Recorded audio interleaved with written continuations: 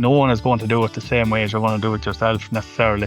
Like, you can train someone up and it won't always be done the way you envisage it in your head. I mean, like, I used to be out late trying to get jobs done, and because I thought that no one else could do it. And sure, in reality, depending on what the job was, but fencing or whatever, they might be actually better at than me. But in my head, I thought, oh no, so they won't do it right unless I'm here, or, you know. Then when you learn to let go and give more responsibility to other members of staff, sure, a lot of the time they are actually better at the job than you yourself, you know. So it was another skill that I had to try and learn, you know. So I'm delighted to be joined this week by County Longford dairy farmer Cian Jobe. Cian's journey into dairy farming is one that's likely to resonate with many young people interested in the industry. Growing up on a suckler farm, he developed a passion for dairy and true relief milking before progressing through agricultural education, farm management, and more recently farming in his own right. Today we'll talk about his experience that shaped his career, what he's learned along the way, and the advice he'd give the next generation of dairy farmers. I started by asking Cian to give us a little bit of information about himself and his own farming background. I grew up on a small suckler farm, and my father was working off farm, and part-time then he was doing bits of relief milking, and he, I suppose, he kind of got me in a bit of it then, and I started, I suppose I was around 15 or 16, and started doing bits of relief milking for local farmers, and it kind of took off then right up through till I done my leaving cert, and then I went on to Ballyhays and done the level 5 and 6 there, and continued doing relief milking, and I suppose it was purely the enjoyment of it at that stage was purely that I was earning a few pound, and then it's a good way of making money, to sim relief milking, isn't it, Cian? Exactly, yeah, exactly. So is that where the interest come from, Cian? You know, you would have said there your father was relief milking. Obviously, you didn't come from a dairy farm, so you hadn't a conventional route. But that's really where that interest come. It was really about earning money at the start, was it? More so than thinking, do you know what, I'm going to milk cows in a number of years' time for myself? Oh, 100%. And even at that stage, like, even my family is still saying now, I wouldn't have had a massive love for livestock as a young child. Like, you know, it was purely just that I was making a few pounds at that stage. And then I suppose when I went on to do the level 5 and done placements and done a full spring on a farm, I thought, right, this is what I want to do now. You know, at that stage it was purely farm management. I was like, right, it was the first time I had seen a bit of scale. It was actually with Mike McGann in Killashee, and he was making a lot more cows than any place that had done relief milking, and that kind of just made me think that there's a career in this for me now, you know. And so really it was that point in time. You had been relief milking to that point, but it was actually, you mentioned going to Ballyhays, going on placement and your placement farm. That was the particular moment that you said, you know what, I want to do this in the future.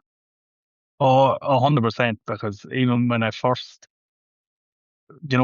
in Ballyhays, it was probably in the back of my mind to maybe go on and do an ag science degree or something. When I was finished, I kind of didn't know, like most young people at that age, I didn't know what I was going to do. And it was, that was probably something that I was looking into at the time. And then, sure, once I got the proper taste for, the day-to-day is on a dairy farm more than just the milking alone, I kind of said, this is for me now, you know.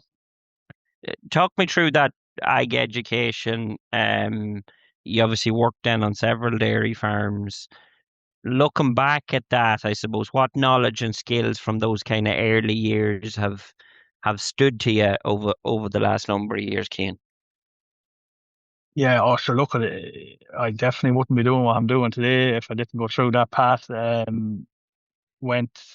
placement with a lot of great farms, and like you're exposed to very good researchers in Ballyhays, and then I done the 2 years there, as I said, and I went on to do the level 7 then in Moorpark, and it was unbelievable, in fairness. And that was the farm management.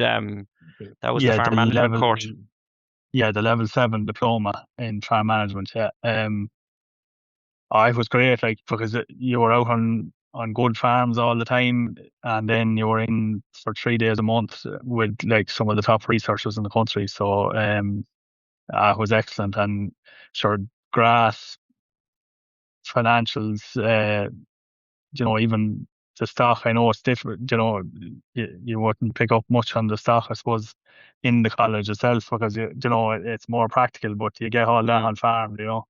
But you learn you learn all the theory behind everything too, and that was excellent, I think. And for anyone that, I think even anyone that is going home to farm should be doing something like the level 7 in farm management, because when you go home to farm, you're going home to do it daddy's way. You're not going out, and when you're getting placed on good farms, that's more than half of it. Because you're just You're learning from the experience from other people, like.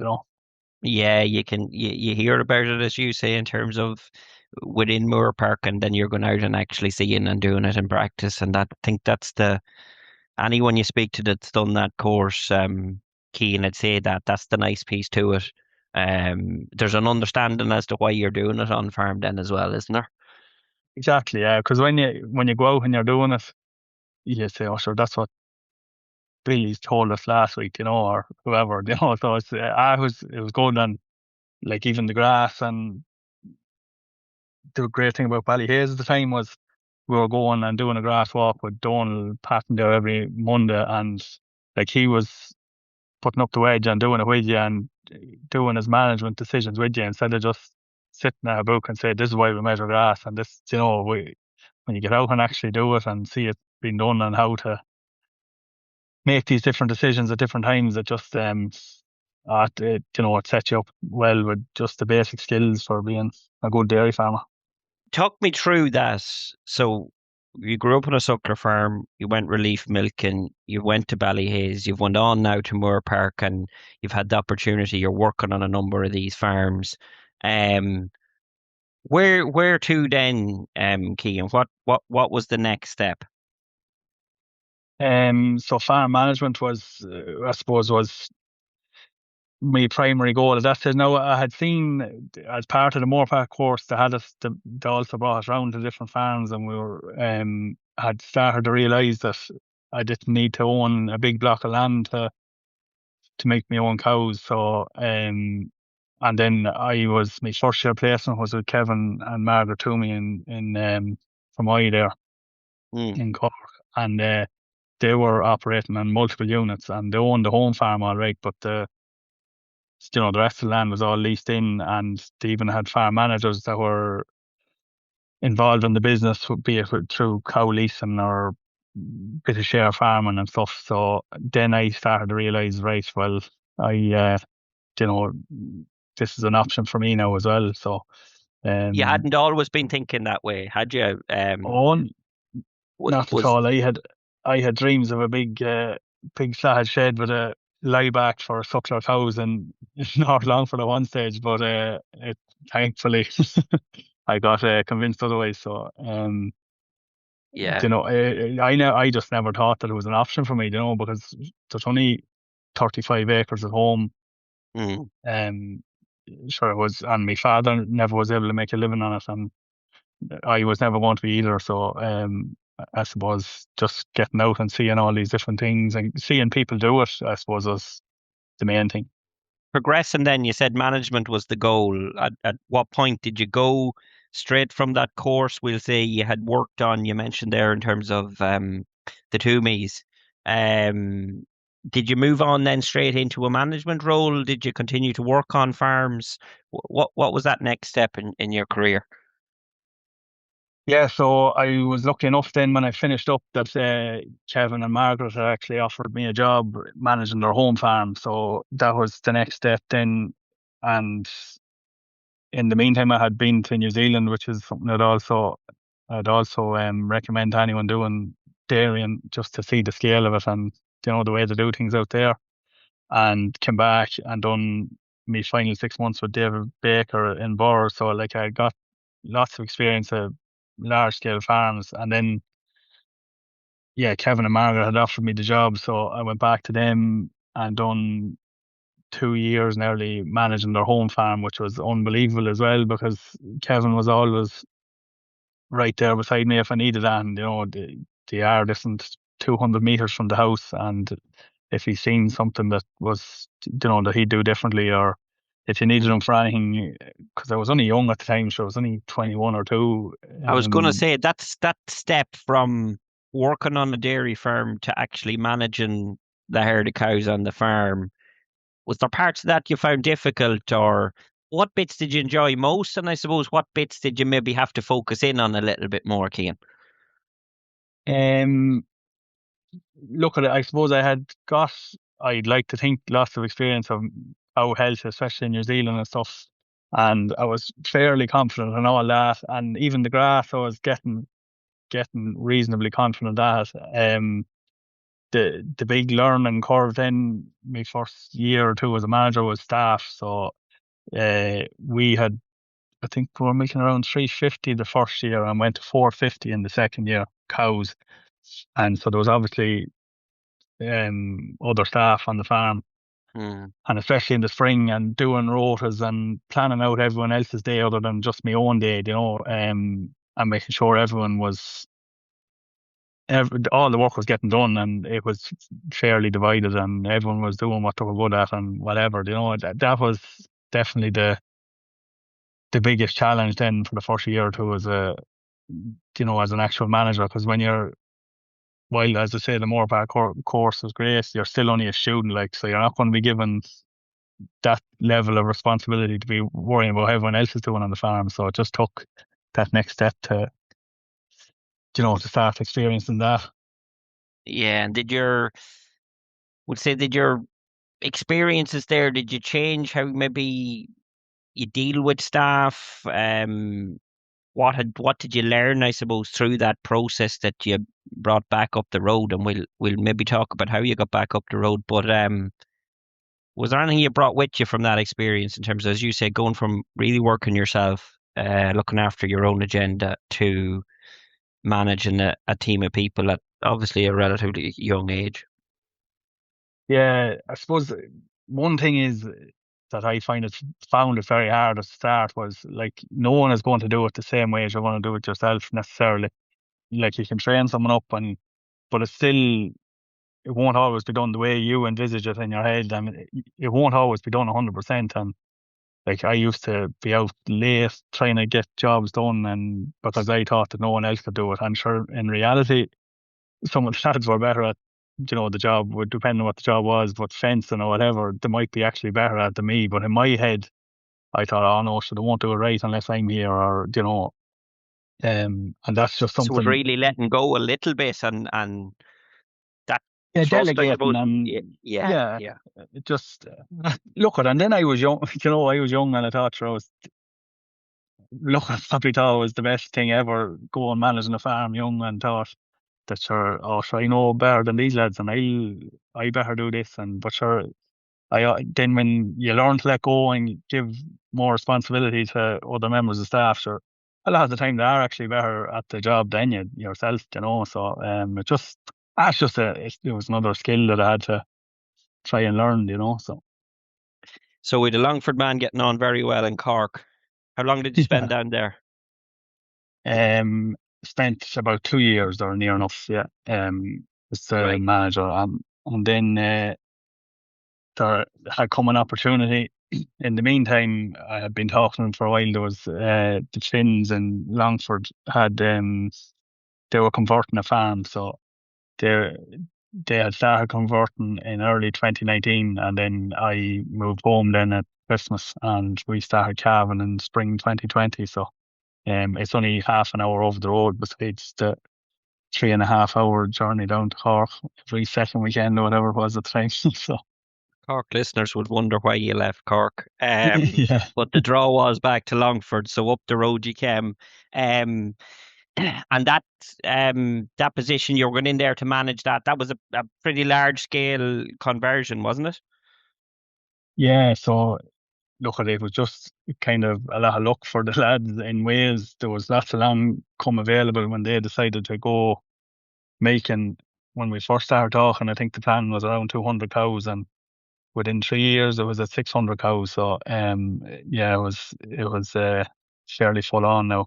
Um, but it was a savage experience as well in terms of seeing a conversion going on, a lot of land reclamation, buying stock. We were constantly on the road buying stock for a couple of years, and it was a great experience for myself then when I wanted to go ahead.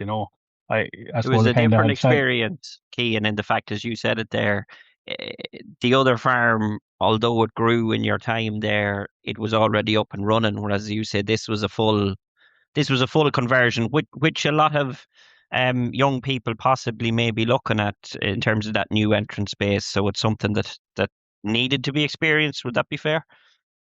Oh, 100%. Yeah, it was great just to see it, and I suppose learn about the struggles of it too. Like for the young cows, they're not producing what you might expect from a herd of cows, obviously, for the first 2 or 3 years, and then the fact that they were growing so rapidly, there was a lot of heifers every year, and it just left that it was a long time before you'd talk about 450 kilos of meat fellas, not to mind 500, because there was an awful lot of young stock and growing, and then I suppose as well as that, it was probably another lesson learned. We were so busy getting roadways and fencing and reseeding, and probably when you are that busy, you're not just putting your 100% focus into the cows either, So that was a massive learning curve too. Now, in fairness, Would that be something you'd say to people if there's any listeners, we'll say, listening to this that are thinking of going down a similar route and converting a farm? Um, it's very easy to get tied up, and obviously there's lots of work and that other stuff, but um, you have to focus on the herd of cows and doing a good job on grass and getting that performance, don't you? without a doubt, because we were, and as you say, we'll talk about my story as we go on, but we were doing an awful lot of work ourselves, and sitting on a tractor and harrow at 11 o'clock at night, and then you know doing jobs like that instead of maybe. But no, I'm not saying that we weren't looking after the cows; they were being looked after. But we Mm. probably just were taking our eye off the ball some of the things a little bit because we were just so busy all the time. Um, but that's just part of it. And look at it. Anyone that's in rapid expansion mode, I'm sure would be able to tell you the same. Like, and even as I say, with my own thing, there was an awful lot of work going on, and still is going on. But it's I see now that I'd be letting contractors at more that sort of work myself because like I know it might seem more expensive at the time, but like if it's hitting production or whatever, it's definitely not more expensive just to let somebody else do it, you know, and somebody else Yeah, get the yeah, headache of a tractor breaking down or a harrow breaking or whatever, So yeah, absolutely. That was 2019. yeah, Um, Talk me through. We're in 2026 now. So, how long did you stay there? What's your position now? I suppose in terms of, we did mention at the outset you are now farming in your own right. So how was that? How was that came about, Cian? yeah. So when I came home as well, I bought some dairy heifers and was leasing bits of land and sorry, dairy heifer calves and was leasing bits of land and rearing them on the home farm and started buying dairy heifers and putting them in calf and just selling them on then in calf and repeated it every year. So I was selling the first year I done 35, the next year I think I done 60 and then sold them and turned that into a batch of 120 heifers and um just that was And my this way of was on getting your up. own home farm, so you were building stock. There was always stock in the background then, and you were obviously generating capital there in that situation as well. So you obviously had your mind at looking at doing something at that point, had you? Yeah, oh, that I had after even when I was in Cork, I had kind of seen that the option was there. So now didn't think that it happened maybe as close to home as it eventually did, but yeah, I thought maybe that I might have to go back down south or go somewhere for it to happen. But yeah, it started building stock with the lads, and the lads even helped me. Like I bought calves off them, and they would have helped me build up my stock numbers there for the first couple of years, and then even started leasing cows back to them then as well for a couple of years on another unit. And then in the back end of 24, started talking to a local farmer who was in the same discussion group as himself in the Finns, and um, he had said that he was thinking of doing something with the farm, and uh, took on that then as a lease in this February 2025. So That was in your own right then. that's on my own right then at that stage, yeah. So you've transitioned then at this point into on a fully leased farm, farming in your own right. What sort of scale or what sort of size is that block of land? So the milking block is 80 hectares, and yeah, milking 220 cows there this year. So yeah, I was lucky in that I had stock with the Finns, leased into the Finns, so I was fit to bring them with me. And then Mm. I bought most of the owners' initial or original herd as well, because sorry, in the meantime I had sold. I'd used the stock that I built up, rightly or wrongly. In some ways I regret it, and in others I don't. But I'd used the initial stock numbers that I built up to buy land beside us at home, which is, I suppose, is a poor short-term investment, and that it tied up an awful lot of cash on me when I was, when I needed cash on stock. But it's, I suppose it's land that has to be there forevermore, hopefully. But it, so I had gone back in numbers, and then was slowly building myself back up. And I had 70 cows with the Finns, and was fit to bring them with me then to the new place. So it was obviously a big help, but if I hadn't bought the land, I suppose I probably would have been a bit stronger position. But anyway, And the land obviously come in advance of this opportunity. Um, yeah, Overcoming that, and that's the big challenge, Cian. You talk to a lot of these aspiring young farmers that are working on farms or managing farms. It's that capital element, isn't it, to make that step then onto another farm. You had been working away there building your stock, and I suppose you'd say that to people, would you, in terms of if you have an opportunity to do that, that you have stock, you have some stock in the system anyway. It's a big help, I'm sure.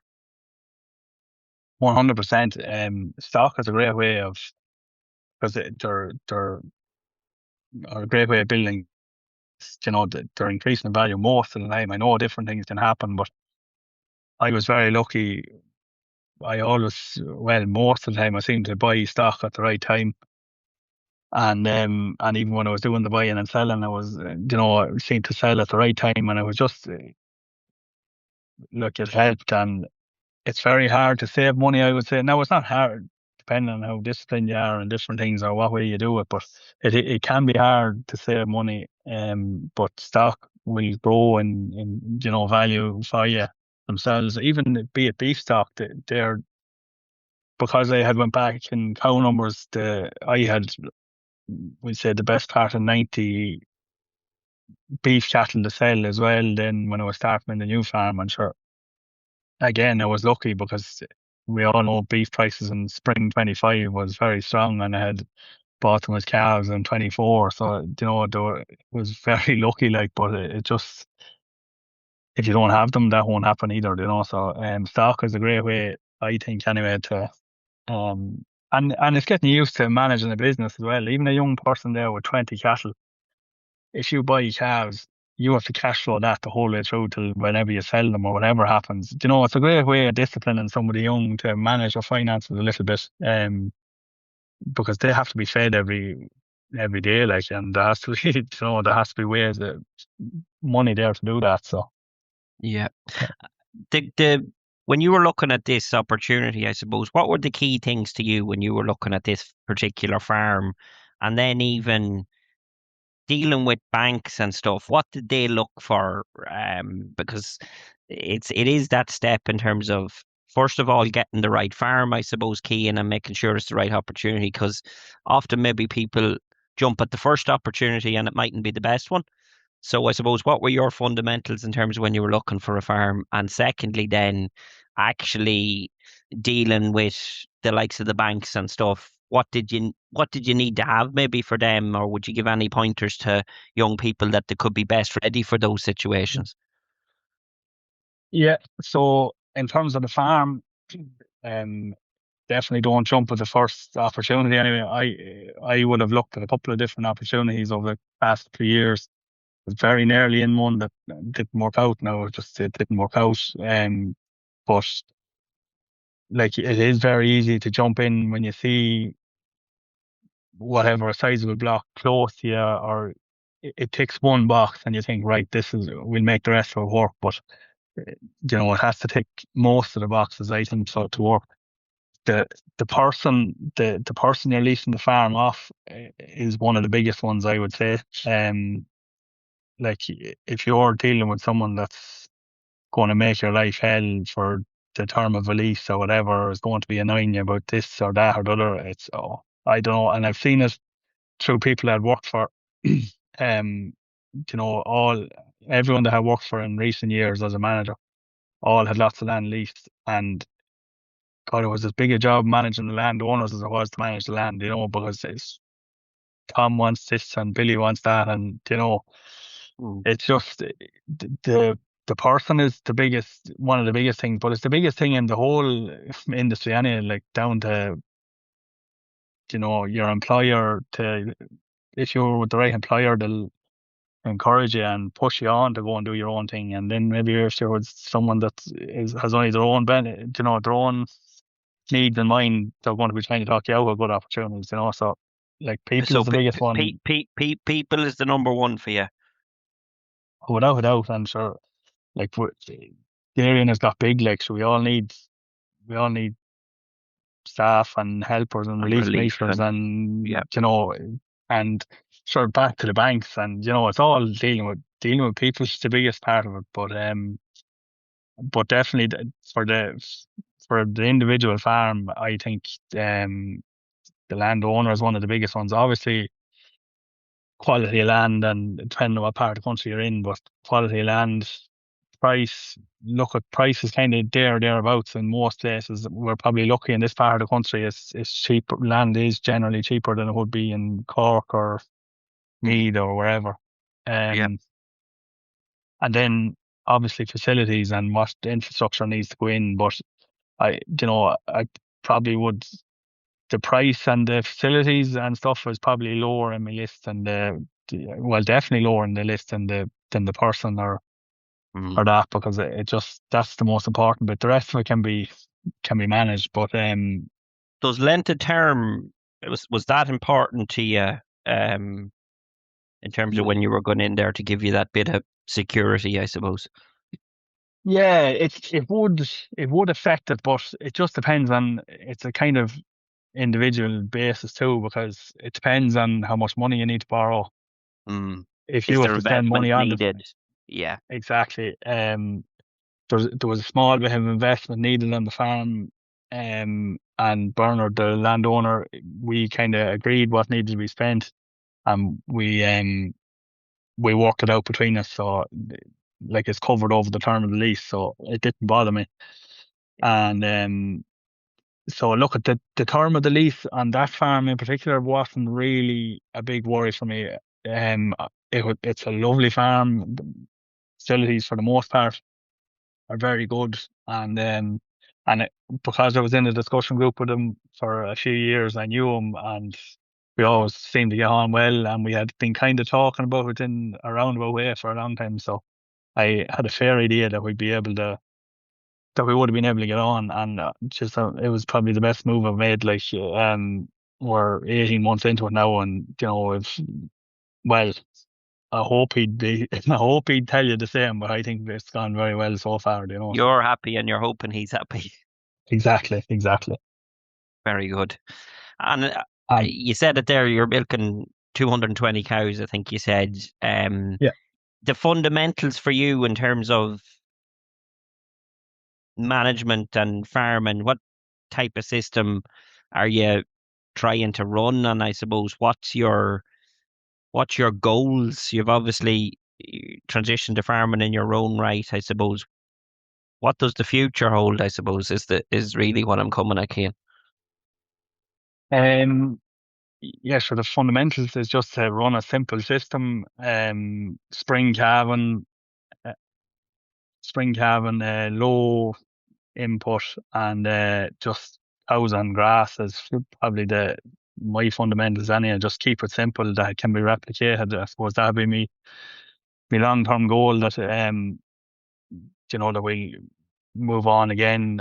I actually have well, in the spring they released another second unit, and we're currently getting it ready for milking in spring 2027. So like it's completely different again. Again, I suppose the owners were the big thing that wanted to make sure we're happy that we could work with them, and there was a lot of money to be spent on that farm compared to the first farm. So it's different, but I suppose location is good, the land is good, facilities need some work, but they're not, the basis is there. The land all needed a lot of work, but we're well through it as it is. And it's just, I suppose it's just, I didn't even think I wanted another farm yet or anything like it, or probably it probably is even too soon, but it was just when the opportunity came up, we looked at, and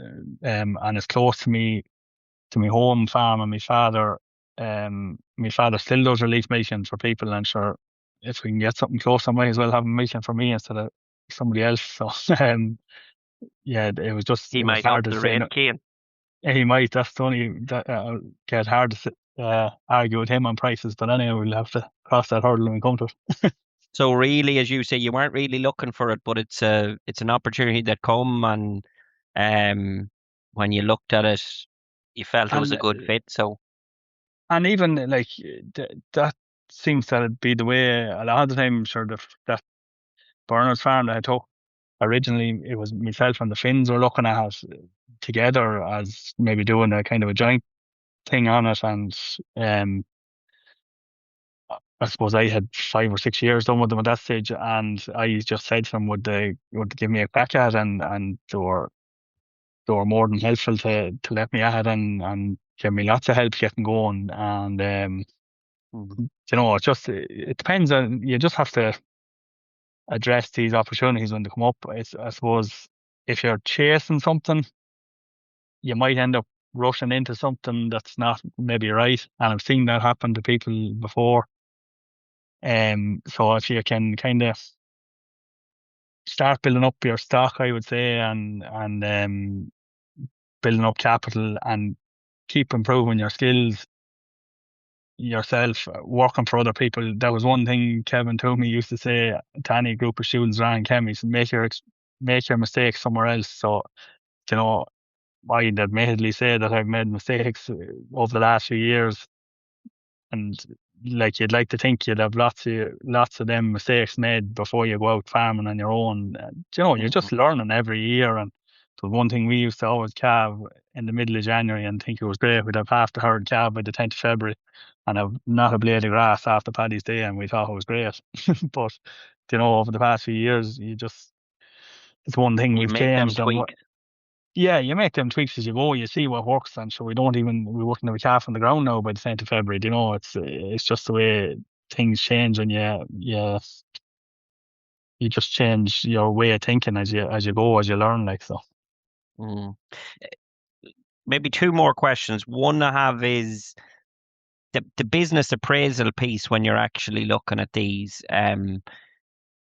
Often, as you said it, in terms of you were very good at grass, good stockman.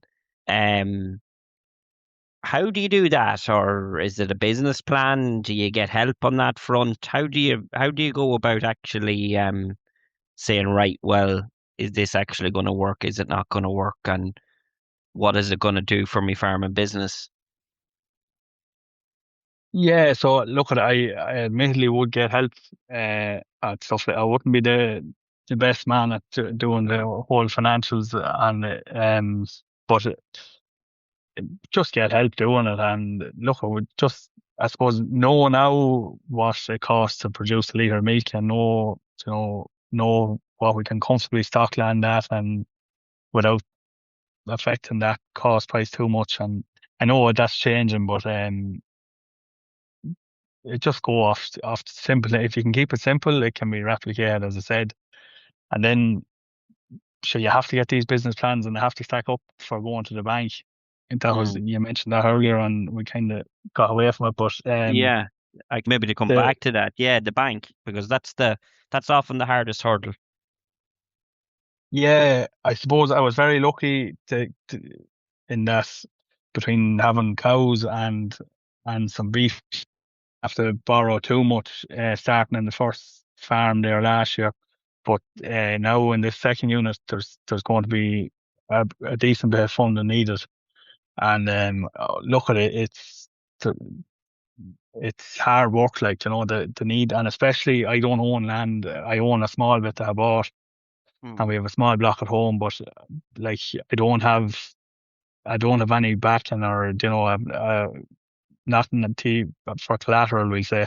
And they Mm. don't take they don't value, sure, own a lot of livestock, and I suppose assets are worth quite a bit of money, but it doesn't matter to them. If it's not land or whatever, it can't be used. So getting security, and look, there's different things. There's SBCI, and there's a few things out there, but it's an awful lot of work, and back and forth, and they need another this and or another that, and it's not simple, I suppose. If you can be dealing with them, and even as a young person, I used to always try and have a small loan with them, because there was one thing that we were told in Moorpark, to just start building up a bit of a relationship with them. The first batch of heifers I bought, I just took out, I think it was a 10 grand loan for 2 years or something. I can't even remember what it was, but done that, and make sure the simple things, don't miss a payment. And we'd still, I suppose, even at the minute, the likes of this year, there's an awful lot of money going out the bank, Bernard, and a few, the bank landowners and a few people like that are the most important people. They get paid the first when the milk check comes in. Make sure they're all paid every month, and then I suppose you you see what's left, and you keep everyone else paid as you go as well. But they're the most important people that have to get paid, because if you don't want to fill out with the bank or the landowners, because they're kind of, sure, they're the most important part of my business. So So really having a good plan, as you say, having the stock helps you in the fact that they're in the system. And then right throughout this interview, Cian, it's been very much about building relationships as you go, and the bank's no different on that front. Maybe the final one, and we finish on this, and you've touched on some of them. Just a couple of key points. Looking back, we'll say at your younger self, we rewind, I don't know what now, maybe 10 years. What advice would you give yourself um, now that you didn't Mm. maybe know? Hindsight, they Eh, call that, isn't it? yeah, what would I suppose I probably would have tried to save or build stock, even though I know, it has gone fairly well. But I probably would have tried to build stock a bit more, and maybe save a bit harder. While I- I'd be delighted to eventually fully own, when the bank has paid their their part of the loan for the land beside us at home. Like, land, I think, as a young person, is a bad investment. It's just, unless you have a big base to, or if it's marrying you, it's marrying enough at home. So it was nearly seen that, oh sure, Joe will have to buy it or whatever. So Mm. but even though, like, it left me 3 or 4 years then struggling to get back up on numbers, because I didn't have any security to go against it. I had to So come where up with you spend your 30% of the capital, Cian, is kind of what you're saying. Just be careful where you spend, is it? 100%. And stock is, most of the time, won't lose you money. Even if even if prices go wrong, or if prices are a little bit high, most of the time they won't do you wrong. Going off buying fancy tractors, or like some of my friends will be sagging me about the van I'm driving around in now. But sure, what's the point in having a big fancy Jeep and not being able to push on the business? I just be very wary of where you spend your capital. I suppose stock, I think, is the big one if you can at all. And you mentioned that you worked on some very good farms. I think that's always advice, isn't it, to young people? Oh, Get on to the best farms you can. yeah, well, and I was very lucky that I was always placed on good farms. Um, and sure, look, at even on a good farm, you learn something like, God, well, maybe I won't do that when I do it, but most of the time you're picking up. But even working on a bad farm is a good experience, because you think, right, well, I definitely won't be replicating that. I was lucky enough that I didn't. Any farm I was on was all ran very well. But work for as many people as you can, nearly, and just, you'll pick up something else, something different everywhere you work. The New Zealand one, I think, is, even though there's lots of large scale farms in Ireland now, but it's great for a young person to do anyway, because you get off and it's independence for you as well, and then you see a different part of the world. But like, it's so low cost out there, and it's not like here where a cow coughs and you might ring the vet. But out there, it's the vet. I'd say we've seen it 3 times in the spring, and there was an awful lot of cows there. So you learn a Improve lot your of skills, skills, and husbandry.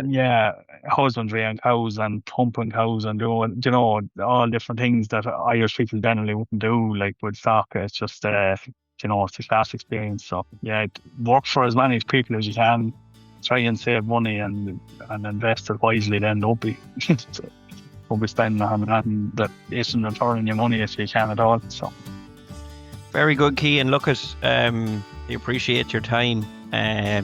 You're busy between both farms, so I think it's a remarkable story, and it's one I'm sure lots of people will like listening to, not just maybe the young aspiring dairy farmers, but also the current dairy farmers. So appreciate your time, Cian. Thanks a million. Thanks, James. That's it for this week's episode of the Dairy Edge podcast. My thanks to Cian Jobe for joining me on this week's show. Don't forget to rate, review and subscribe to the podcast. You can listen on Apple, Spotify or wherever you get your podcasts. And for more information, go to the Teagasc website at teagasc.ie. I'm James Dunne, and join us next time for your Dairy Edge.